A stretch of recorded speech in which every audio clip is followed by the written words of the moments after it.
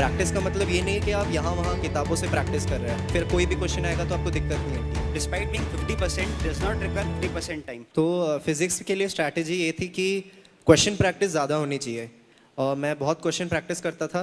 आपको मैं सजेस्ट करूँगा, जैसे आप क्लास में नोट्स बनाते हैं, आप घर जाइए, नोट्स को रैपिड रिवाइज करिए 1-2 मिनट में उस दिन का, और उस दिन के क्वेश्चंस जो टॉपिक्स हैं उनको अच्छे से प्रैक्टिस करिए। प्रैक्टिस का मतलब ये नहीं है कि आप यहाँ वहाँ किताबों से प्रैक्टिस कर रहे हैं। मैं आपको सजेस्ट करूँगा कि प्रैक्टिस वर्ड का मतलब होता है कि एक चीज़ को बार बार दोहराना, और बार बार दोहराने का मतलब आपके मॉड्यूल और रेस में जितने क्वेश्चन हैं उन्हीं को आप 4-5 बार 6 बार करें, और टारगेट ये रखें कि जब तक आपका एक भी क्वेश्चन गलत हो रहा है आप उसको करते रहे। आपके मन में ऐसा आएगा कि अभी 4 दिन 5 दिन पहले मैंने ये क्वेश्चन किया था, मैं इसको स्किप कर देता हूँ, पर स्किप मत करिए, उसको वापस से करिए। वापस करेंगे तो फिजिक्स में आपके कॉन्सेप्ट अच्छे से बिल्ड हो जाएंगे, फिर कोई भी क्वेश्चन आएगा तो आपको दिक्कत नहीं होगी। और केमिस्ट्री में थ्योरी और मतलब क्वेश्चन प्रैक्टिस का इक्वल वेटेज रहता था। मैं घर आके थ्योरी रिवाइज करता था। मैं भी आपको सजेस्ट करूँगा कि आप थ्योरी एक बार घर में लिख ले, लिखने से अच्छे से याद हो जाता है।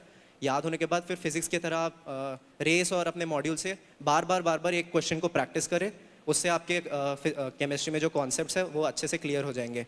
बायो में थ्योरी का ज़्यादा वेटेज रहता है, तो मैं आपको सजेस्ट करूँगा कि आप थ्योरी जैसे आपके मॉड्यूल और एनसीईआरटी को बार बार रीडिंग करें। बार बार रीडिंग करने से ये होता है कि आपके मतलब फोटोग्राफिक मेमोरी रह जाती है, तो आपको पता चल जाता है कि कौन से क्वेश्चन का कौन सा पार्ट किधर से पूछा गया है।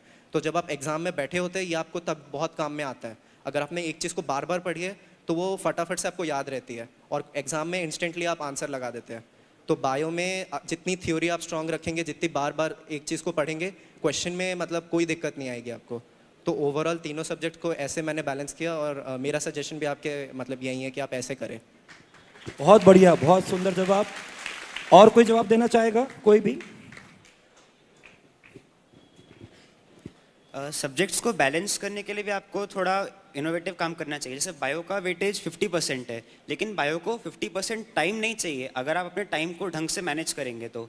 जैसे बायो में आपको रिपीटेड रिवीजन करने हैं, और रिपीटेड रिवीजन में एक रिवीजन में क्या करना है, अगर आपको जैसे लेट से कोई टॉपिक एनसीईआरटी से पढ़ना है तो उसको ज़्यादा समय देके कम बार पढ़ने की बजाय उसको उसकी रैपिड रीडिंग होनी चाहिए, ताकि उसका नंबर बार बार आए उस सेम टॉपिक का। वो टॉपिक जितनी बार आपकी आंखों के सामने से निकलेगा उतना फर्म आपकी फोटोग्राफिक मेमोरी होगी।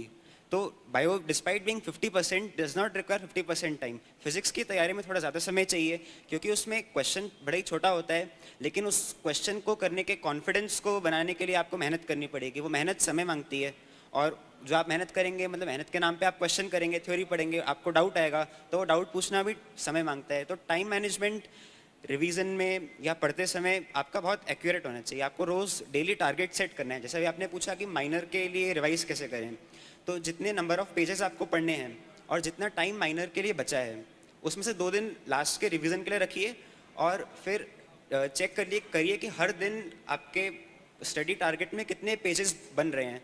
उस टारगेट को आपको हर हाल में कंप्लीट करना है, और टारगेट को बढ़ाते जाना है। उससे आपकी एफिशिएंसी बढ़ेगी, आप कम टाइम में ज़्यादा पढ़ पाएंगे, कम टाइम में ज़्यादा समझ पाएंगे। तो मतलब अगर आप बिना किसी लिमिट के काम करेंगे तो आपका काम हो नहीं पाएगा, लेकिन समय निकल जाएगा। फिर आप सोचेंगे कि आपने 8 घंटे टेबल पे बैठ के पढ़ने की कोशिश की, लेकिन पढ़ाई हो नहीं पाई। क्योंकि पढ़ने बैठने और पढ़ने में बहुत अंतर होता है। पढ़ना मीन्स आप वास्तव में उसमें कॉन्सेंट्रेट करके टारगेट बना के अपना टारगेट कंप्लीट करना चाहते हैं।